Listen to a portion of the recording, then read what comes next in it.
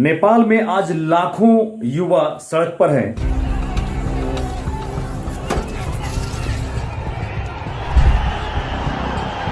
जगह जगह हिंसक प्रदर्शन हो रहे हैं और हिंसक प्रदर्शनकारियों को देखते ही गोली मारने की ऑर्डर दी गई है।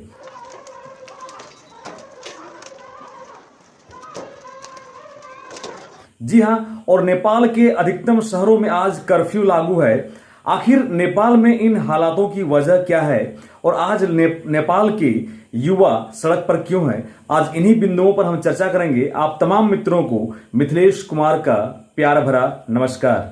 जी हां, बीते 28 अगस्त को नेपाल की सरकार की ओर से एक एडवाइजरी जारी की गई सोशल मीडिया प्लेटफॉर्म्स के लिए, जिसमें यूट्यूब, फेसबुक, इंस्टाग्राम, व्हाट्सएप सहित 26 सोशल मीडिया प्लेटफॉर्म को ये आदेश दिया गया था कि वो नेपाल में अपना रजिस्ट्रेशन करवा लें नेपाल सूचना प्रौद्योगिकी मंत्रालय के पास। लेकिन इन आदेशों के बाद सिर्फ टिकटॉक और वाइपर जैसे सोशल मीडिया प्लेटफॉर्म ने ही अपना रजिस्ट्रेशन करवाया था, और यही वजह था कि टिकटॉक और वाइपर को छोड़कर लगभग 26 सोशल मीडिया प्लेटफॉर्म को बैन कर दिया गया। दरअसल 28 अगस्त के बाद 7 दिनों का समय दिया गया था, जो कि 3 सितंबर को पूरा हो गया, और 3 सितंबर को ही नेपाल के प्रधानमंत्री केपी शर्मा ओली के द्वारा इन 26 सोशल मीडिया प्लेटफॉर्म्स को बैन कर दिया गया। और उनके द्वारा यह तर्क दिया गया कि जब तक इन सोशल मीडिया साइट्स का, इन एप्स का, प्लेटफॉर्म का अगर नेपाल में कोई कार्यालय नहीं होगा, तो फिर अगर सोशल मीडिया प्लेटफॉर्म में कोई गलत सूचना दी जाती है, किसी प्रकार की रूमर फैलाई जाती है, कोई अश्लील कंटेंट अगर वायरल की जाती है, तो फिर इसकी शिकायत नेपाल के सरकार या नेपाल की पब्लिक कहां करेगी? इसलिए नेपाल में इन सभी सोशल मीडिया प्लेटफॉर्म का एक ऑफिस होना जरूरी है।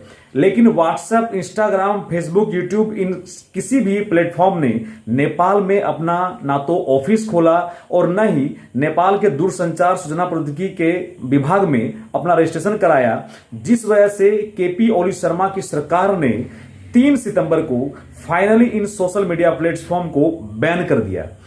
इन सोशल मीडिया प्लेटफॉर्म को बैन करने के बाद विद्यार्थियों का जो गुस्सा था वो चरम पर था। वजह ये थी कि विद्यार्थियों का कहना था कि यूट्यूब और जैसे प्लेटफॉर्म को बंद करने की वजह से उनकी पढ़ाई बाधित हो रही है। वहीं कारोबारियों का कहना था कि आज व्हाट्सएप बैन होने की वजह से उनके कारोबार का विस्तार नहीं हो पा रहा है। उनका जो कारोबार था व्हाट्सएप की वजह से बढ़ता था, उससे सूचना का आदान प्रदान होता था, जिससे कि व्यवसाय में काफी सुविधा मिलती थी। छात्रों का कहना था कि पढ़ाई काफी बाधित हो रही है। साथ ही और यही वजह था कि सभी नेपाल के युवाओं को या यूं कहें नागरिकों को एक मौका मिल गया सरकार के खिलाफ मोर्चा खोलने का। वहां के युवाओं का, नागरिकों का और छात्रों का कहना था कि नेपाल की सरकार सबसे पहले नेपाल में व्याप्त भ्रष्टाचार को दूर करें और वहां के युवाओं को रोजगार दें, उसके बाद इन सोशल मीडिया प्लेटफॉर्म को बैन करें। इतना कहना था। जैसे ही उसके युवा सड़क पर उतरे, युवाओं का कहना था कि प्रदर्शन शांतिपूर्वक होगी, लेकिन कुछ युवा उग्र हो बैठे और जैसे ही वहां के प्रशासन ने, जैसे ही वहां के सेना को उतारा इनके कंट्रोल करने के लिए, तो सेना के द्वारा 1-2 छात्रों की गोली मारकर हत्या कर दी गई। वजह यह था कि नेपाल में कुछ युवा नेपाल के संसद भवन की दीवार को फांदकर भी अंदर तक घुस चुके थे, जिसके बाद उस पर आंसू गैस के गोले बरसाए गए, पानियां बरसाई गई, लेकिन फिर भी जब कंट्रोल नहीं हुआ तो उन पर गोलियां चलाई गई और अब तक लगभग 20 युवाओं की नेपाल में मौत हो चुकी है। साथ ही 400 से अधिक युवा वहां पर घायल हैं।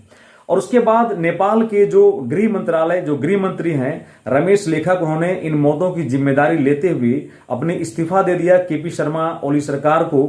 और उसके बाद केपी ओली शर्मा सरकार ने इन बढ़ते प्रदर्शन और लाखों युवाओं को सड़क में देखते हुए ये फाइनली ये अब फैसला लिया है कि सोशल मीडिया प्लेटफॉर्म पर जो बैन लगाया गया है नेपाल की सरकार द्वारा, वो वापस लिया जाएगा। लेकिन देखना दिलचस्प होगा कि ये जो बैन है वो वापस कब लिया जाता है और आगे इसकी जो परिणाम है या दुष्परिणाम है क्या देखने को मिलेगा नेपाल में, देखना दिलचस्प होगा। आप ऐसी वीडियो के लिए बने रहे मिथिलेश कुमार के साथ। जय हिंद, जय भारत।